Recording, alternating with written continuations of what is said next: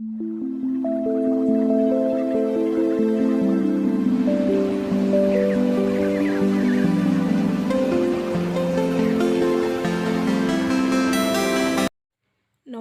Good morning, শুভ সকাল। কেমন আছো সবাই? শিউলি অফিসিয়াল ব্লগে তোমাদের সবাইকে স্বাগত। আর আজকে রবিবার, তো কালকে রাত্রে কারেন্ট ছিল না, 1:30 থেকে সারা রাত কারেন্ট ছিল না। তো এখনও কারেন্ট আসেনি। তো রাত্রে কারোরই ঘুম হয়নি বাড়ির।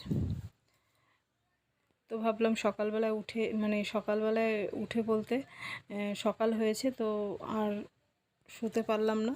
তো এই যে বিছানাটা গুছিয়ে নিচ্ছি, কারণ গরমের বিছানাটা তো মানে নোংরা হয় ঘন ঘন। তো সেই জন্য ভাবলাম এই বিছানার চাদরটা একটু পাল্টে নিই, আর ওর দাদুর ঘরের চাদরটাও পাল্টে নেব। তো যেহেতু বালিশগুলো নিচে নামিয়ে রেখেছি, তারপরে সব বিছানার চাদরটা পেতে তারপরে সব তুলে গুছিয়ে নেব।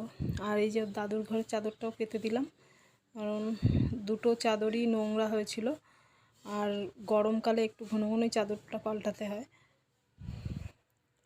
আর এদিকে সকালবেলায় কিছু জামা কাপড়ও ভিজিয়েছি, কারণ শীতের সেই কিছু জামা কাপড় ছিল দাদুর, সেগুলো কাচা হয়নি।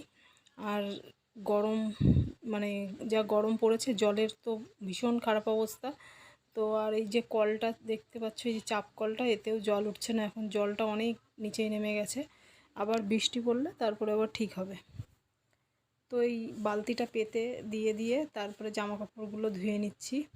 আর জামা কাপড় ধোয়ার পরে একটু কমফর্ট দিয়ে দিলে জামা কাপড় থেকে একটা সুন্দর গন্ধ বেরোয়।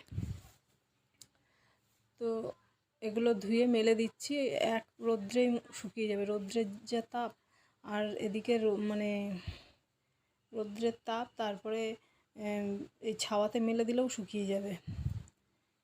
তো প্রচণ্ড গরম পড়েছে, শরীরটা যেন চলছে না।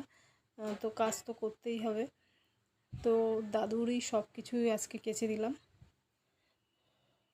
আর এদিকে মিষ্টু গেছে ওর বাবার সাথে কচুরি নিয়ে আসতে, বললো কচুরি খাবে আজকে। আর এই যে কচুরি নিয়ে এসছে, তো 10টা কচুরি নিয়ে এসছে। ওর বাবা বললো যে পান্তা ভাত খাবে, তা আমি বললাম পান্তা ভাত খেতে হবে না, তুমি কচুরি খেয়ে নাও, পান্তা ভাত আমি খেয়ে নেবো। তো ওর বাবাকে দিলাম 4টে, আর মিষ্টু বললো 3টে খাবে, আর ওর দাদুকে 3টে দিয়েছি। তো মিষ্টু বললো আরেকটা রেখে দাও আমার জন্য, আমি পরে খাবো। তো যাই হোক, ওর আবার একটু রেখে রেখে খাওয়ার ইচ্ছা, একবারে খায় না, একটু একটু করে পরে আবার খায়। তো এই যে তরকারিটা দেখো, তরকারিটা ঢেলে নিয়েছি, ছোলার ডাল আলু দিয়ে তরকারি করেছে। আর কচুরিটাও খারাপ হয়নি দেখলাম। তো এই যে আমি একটু কাজের ফাঁকে একটু চুলটা করছি, হেনা লাগিয়ে নিচ্ছি। আগে কয়েকবার কালার করেছি, তো চুলটা কিছু কিছু জায়গায় পেকে গেছে, সাদা চুল হয়ে গেছে, সেই জন্য বাজে লাগে। তো আমি এখন হেনা করি, আর কালার করি না। তো এই যে আমি আগে যেহেতু পার্লারে কাজ করতাম, 4 বছর কাজ করেছি বিয়ের আগে। তো ভেবেছিলাম যে কাজটা করব, তো বিয়ের পরে বুঝতেই পারছো আর সেটা হয় না, নিজের মতো চলা যায় না। তো এই যে যেটুকু শিখেছি, এই নিজের কাজ চলে যায়। তো আগে কাস্টমার করতাম বাড়িতে, এখন আর করি না, এখন আর সময় পাই না। যাই হোক, তো এই যে হেনাটা আমি লাগিয়ে নিচ্ছি, তারপরে আবার যাব রান্নার দিকে। তো হেনা আমার লাগানো হয়ে গেছে, আর ঘন্টাখানিক রাখবো।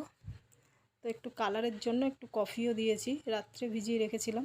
তো এই যে রান্নার দিকে চলে আসলাম। এই যে পাবদা মাছ নিয়ে এসছে, তো মাছগুলোতে ডিম আছে।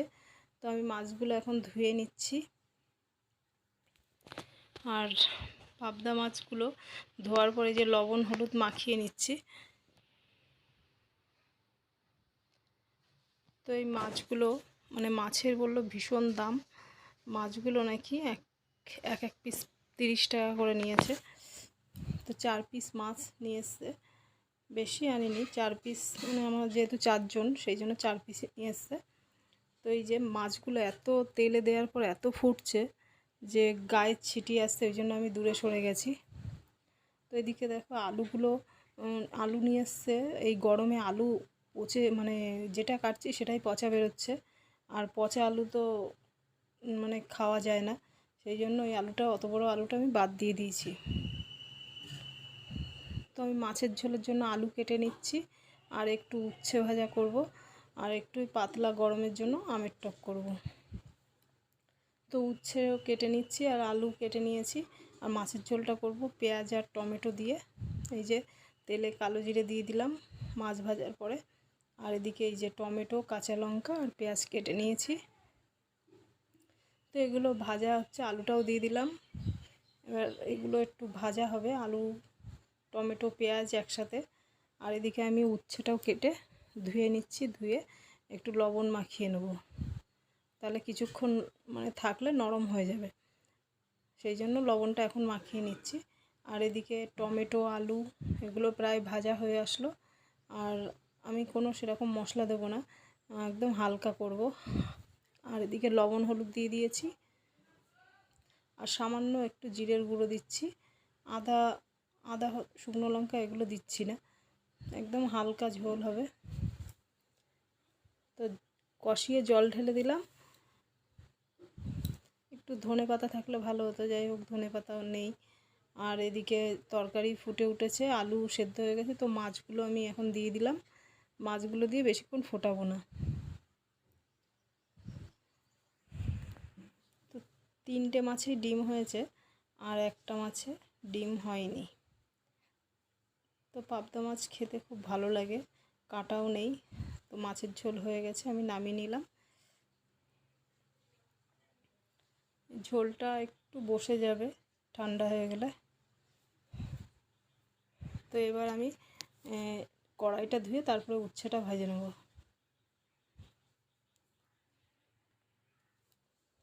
তো কড়াইতে তেল দিলাম, সাদা তেল, আর এই যে উচ্ছেগুলো লবণ মাখিয়ে রেখেছিলাম তো এখন দিয়ে দিলাম।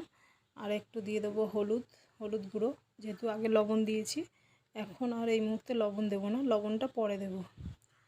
তো এই যে উচ্ছে ভাজা হয়ে গেছে, এবার এটা সাইড করে আমি একটু তেল দিয়ে তারপরে পেঁয়াজ দেব। তো উচ্ছে ভাজা মানে পেঁয়াজ না দিলে যেন ভালোই লাগে না, আর মিষ্টুও উচ্ছে ভাজাটা খুব ভালো খায়। তো সাইড করে একটু পেঁয়াজ দিয়ে সামান্য একটু লবণ দিলাম, আগে যেহেতু লবণ দিয়েছিলাম তো এখন আর একটু লবণ দিলাম। তো এই যে উচ্ছে ভাজাও হয়ে গেছে, আর এদিকে আমের টক করব। তো 1 চামচ মতো তেল দিয়েছি, 1 চামচেরও কম। তো এবার 5 ফোড়ন দিয়ে আজকে আমের টকটা করছি। আর আমের টক হয়ে গেছে, নামিয়ে নিলাম। আজকে 2টো ছোট ছোট আম দিয়ে টক করেছি। তো ভাবলাম একবারে রাত্রের তরকারিটা করে নিই, কারণ রাত্রে গরমে আগের দিন খুব কষ্ট হয়েছে, তো সেই জন্য বড়িটা ভেজে নিলাম।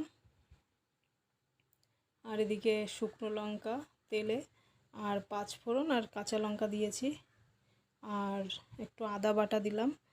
যেহেতু আলু কুমড়ো সজনের ডাঁটা আর সরু সরু নোটে শাকের ডাঁটা ছিল, সেইগুলো দিয়ে তরকারি করব। তো এই যে আলু কুমড়ো দিয়ে দিয়েছি, সজনে ডাঁটা একটু পরে দেব। তো লবণ হলুদ দিয়ে দিচ্ছি, দিয়ে একটু নাড়াচাড়া করে নিচ্ছি, করে তারপরে ওই ডাঁটা, সজনের ডাঁটা আর এই সরু সরু ওই ডাঁটাগুলো দিয়ে দিচ্ছি, দিয়ে কষিয়ে জল ঢেলে দেবো। তো আজকে মতো ভিডিওটা এখানেই রাখছি, পরের বার আবার দেখা হবে নতুন ভিডিওর সাথে। তো ততক্ষণে ভালো থাকবে, সুস্থ থাকবে। নমস্কার।